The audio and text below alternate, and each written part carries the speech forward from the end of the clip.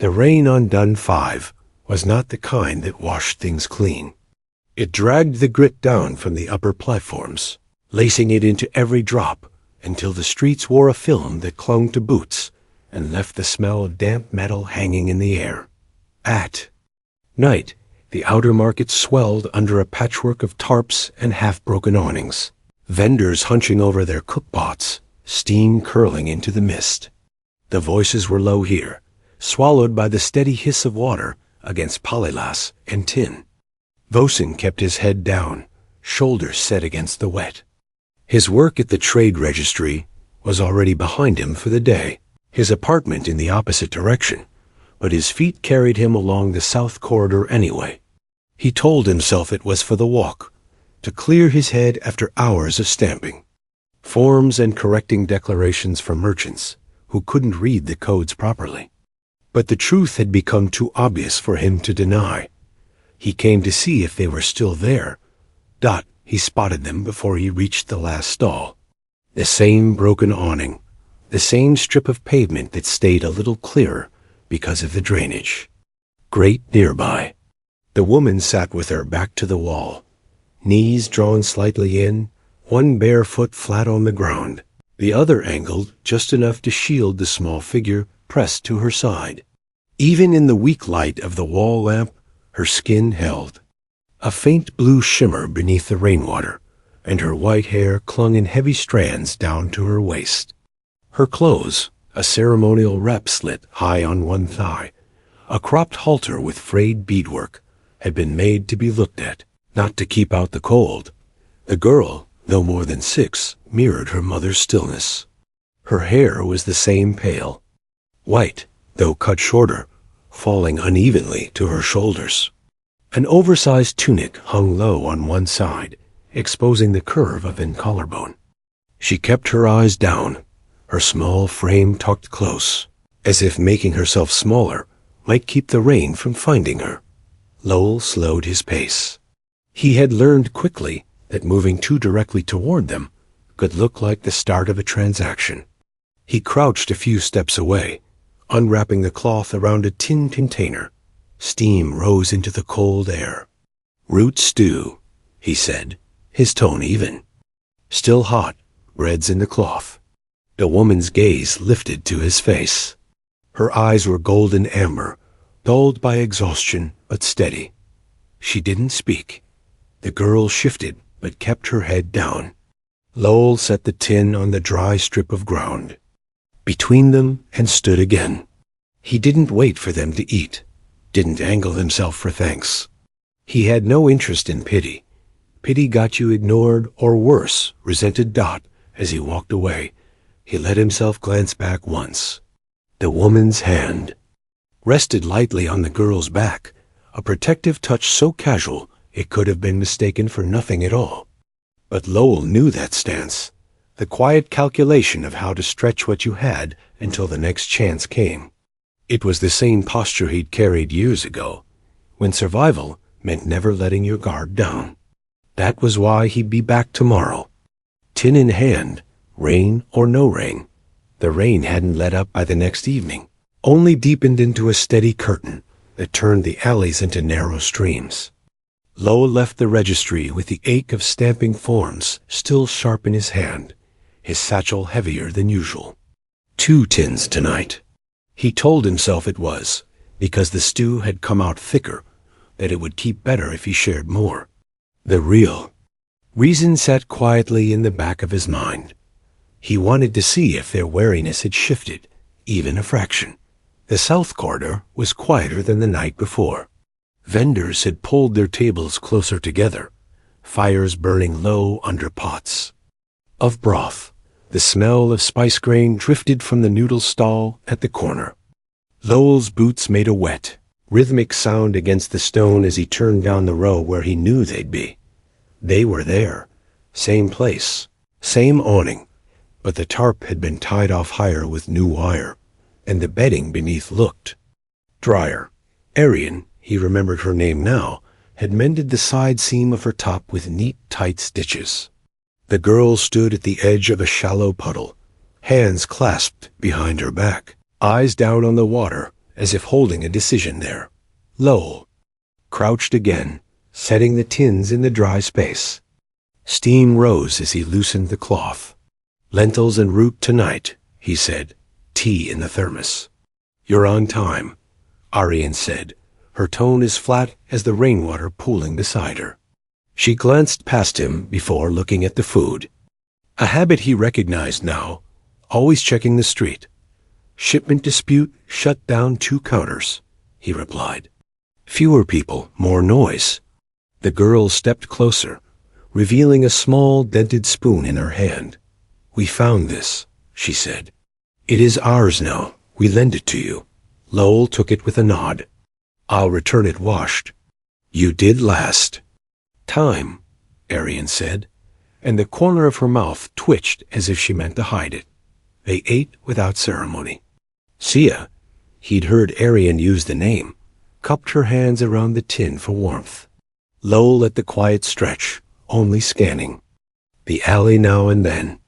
2 card players under a green canopy watched between hands, not hostile, just curious.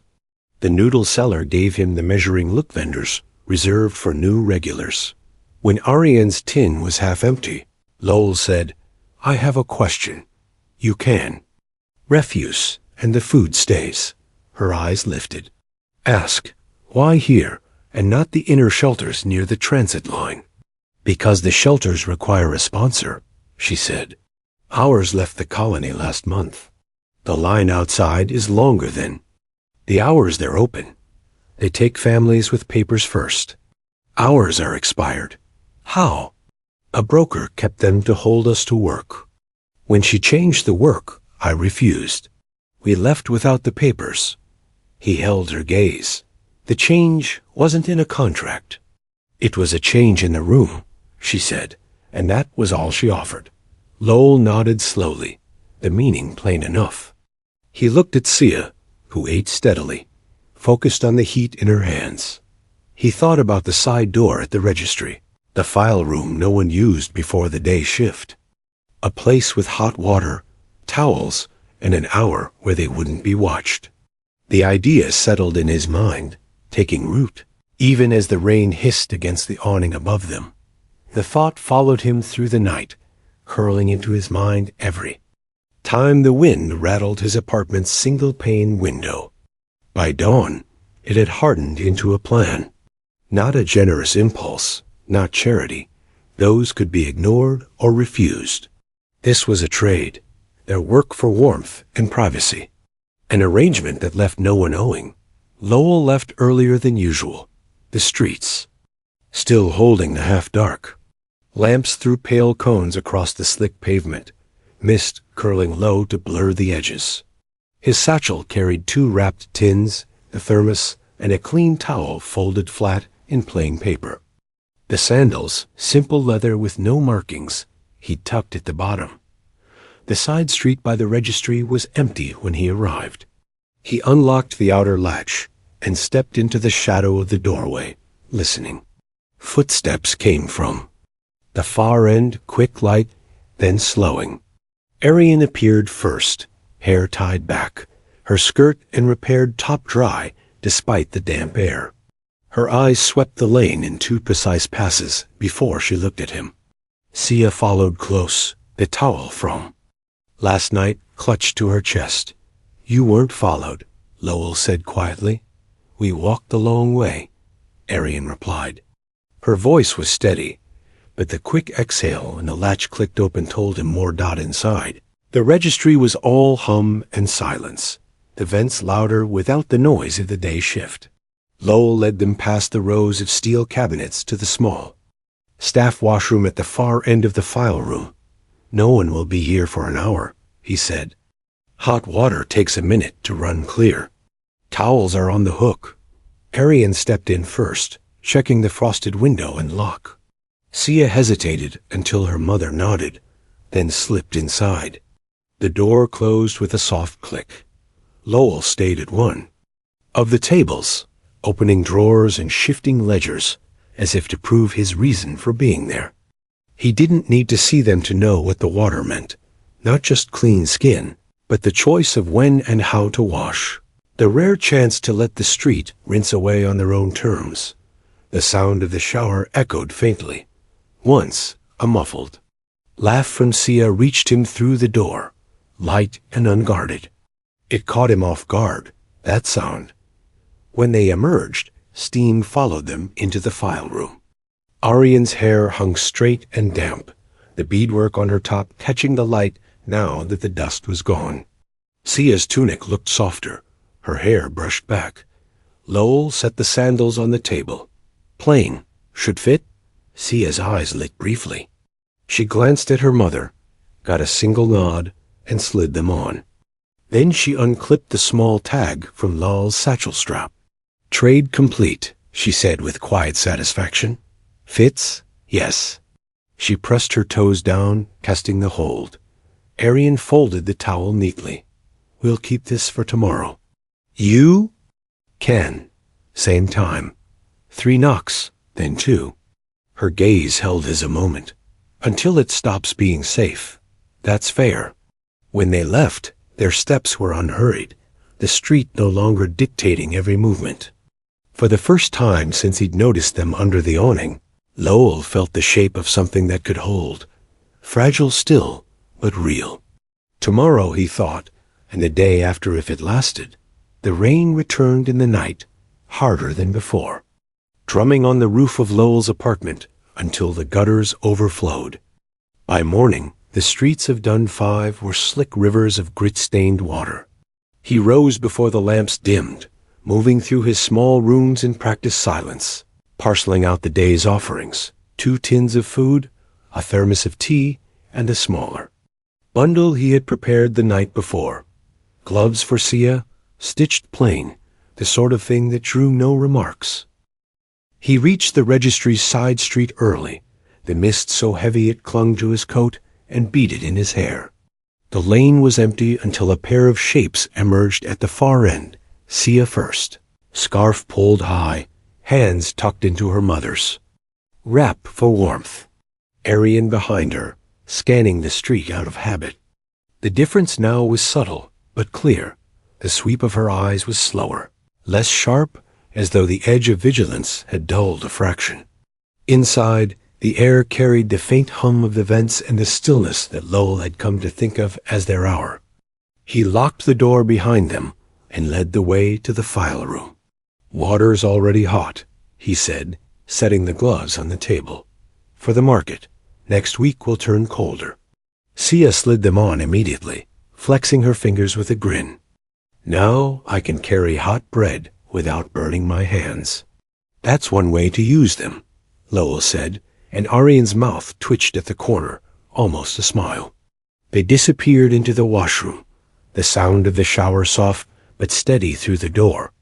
Lowell sat at the desk, turning the pages of a ledger without reading, listening to the muted rhythm of their voices. It wasn't the words he listened for, just the tone.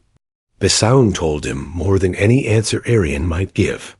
When they emerged, Sia's hair was damp and brushed smooth, her scarf looped loosely now. Arian's hair hung wet down her back, her shoulders set lower, her movements slower.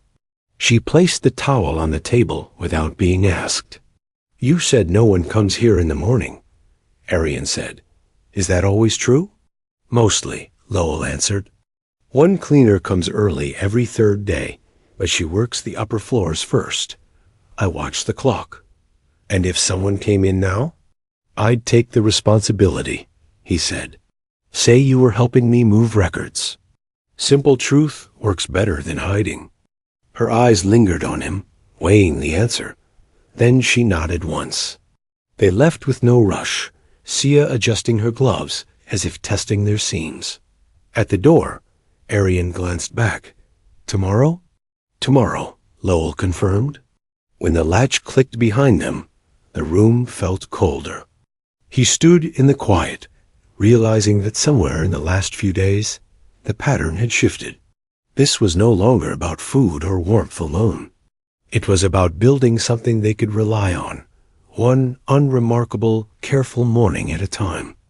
By the 5th morning, Lowell no longer needed to rehearse the steps in his head. 3 knocks, pause, 2 knocks. Side door open, glance both ways, let them in. It had become its own rhythm, steady and contained. The rain had eased to a mist that clung in the air, turning the lamps into pale blurs. They arrived together this time, Arian's shawl loose around her shoulders, Sia walking beside her instead of tucked in close. That small change caught Lowell's attention. They scanned the street less now, though Arian's gaze still marked the corners. Inside, the registry felt less like a hiding place, and more like a room that belonged to all of them.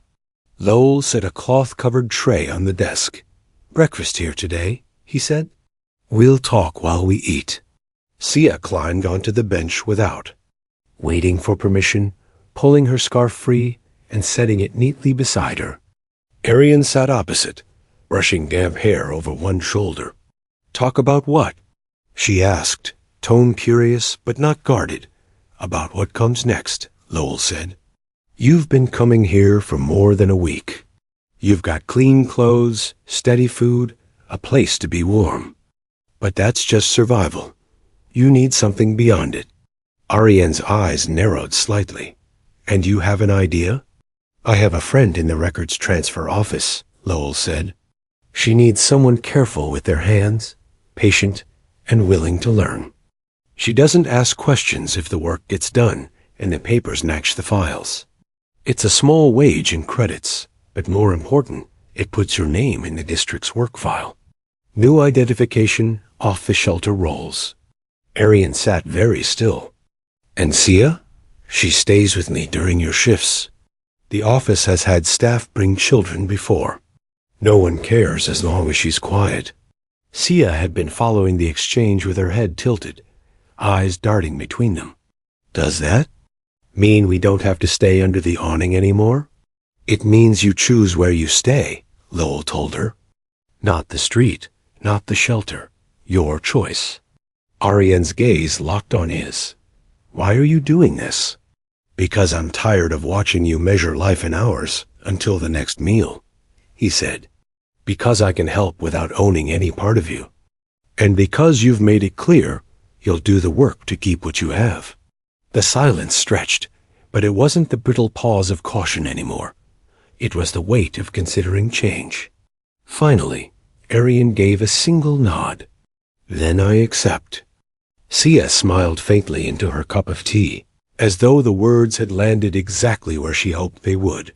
When they left, Arian didn't pull her shawl tight, and Sia's steps were slow, unhurried.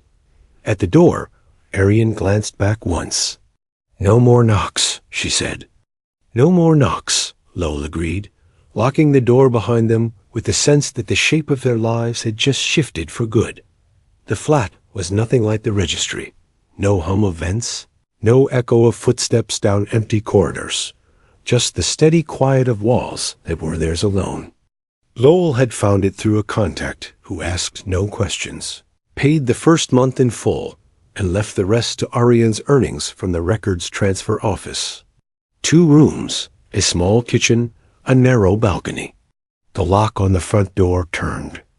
Smooth, the roof didn't leak, and the street below was quiet enough that Sia could hear birds when the rain broke. Morning light cut through the thin curtains in pale stripes, settling across the table where Sia sat cross-legged, her scarf still looped loosely around her neck, more from habit than necessity.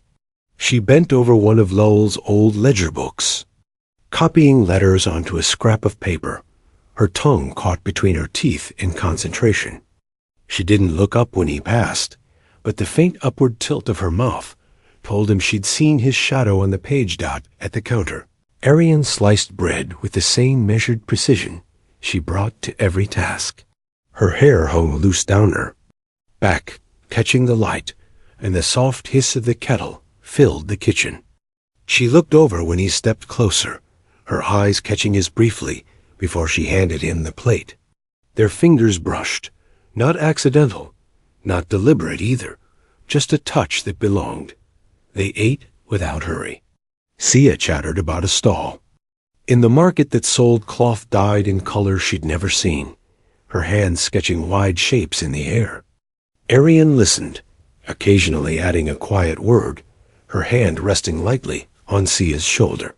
Lowell found himself watching them more than the food, memorizing the ease in their movements, the absence of the tension that had once coiled tight in their bodies. When breakfast was done, Sia carried her plate to the sink, announced she was going to work on the balcony, and slid the door open. The cooler air moved through the room, along with the sound of a chair scraping softly against the balcony floor. Lowell leaned back in his chair, eyes on Arian as she wiped the counter. There was still control in her posture, but something had shifted, her shoulders looser, her steps slower. When she noticed his gaze, she tilted her head. "What?"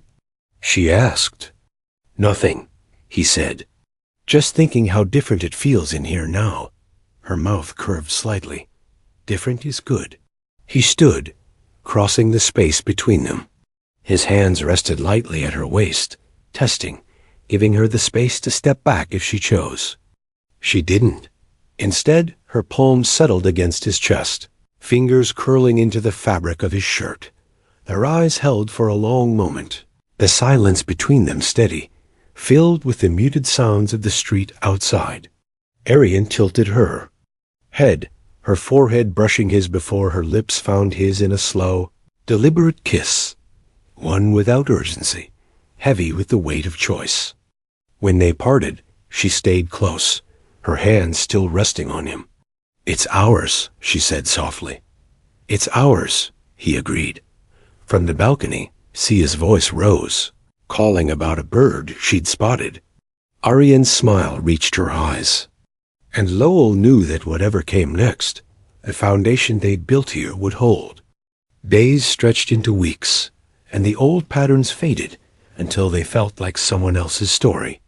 The awning in the outer market was gone, claimed by another family whose faces Lowell didn't recognize. Arian and Sia's mornings began not with the cold slap of rain, but with the warmth of the small flat, the smell of bread toasting, and the scrape of Sia's chair across the balcony as she worked on her letters in the light. Lowell noticed the changes in quiet ways. Arian no longer scanned every doorway when they walked through the district. Sia no longer kept her hands clenched in her scarf when strangers passed. Their movements had shifted from the rhythm of endurance to the slower, steadier pace of people who had somewhere to return to. One evening, rain returned after a stretch of dry days, drumming gently on the balcony railing. Lowell sat at the table, sorting through the week's records, while Arian leaned against the counter with her arms crossed, watching him work. Sia had gone to bed early, curled in her blanket, the scarf now folded on the chair beside her. "You know," Arian said after a long silence, "I knew who you were before you ever spoke to us." Lowell looked up, caught by the unexpected weight in her voice. "The first night you left food," she went on, "I didn't touch it until you were out of sight. Not because I thought it was bad, because I'd already been asking about you, watching, waiting to see if you came back the same way twice." Lowell set down his pen. "And I did." "You did," she said. "Same coat, same pace. You didn't look for anyone else. You didn't linger. I thought maybe you were one of those men who wanted something unspoken in return. But the next night you came again. And again. Not a word about payment." Her gaze stayed steady, not accusing, just deliberate. "I needed to be sure. I had to know if you were safe before I let Sia take anything from your hands." The memory shifted in Lowell's mind. Those early nights, her silence, the measured way she'd watched him. Not suspicion born from pride, but from a plan she'd been running before he'd even decided to stop. "You were testing me," he said. "Of course," Arian replied.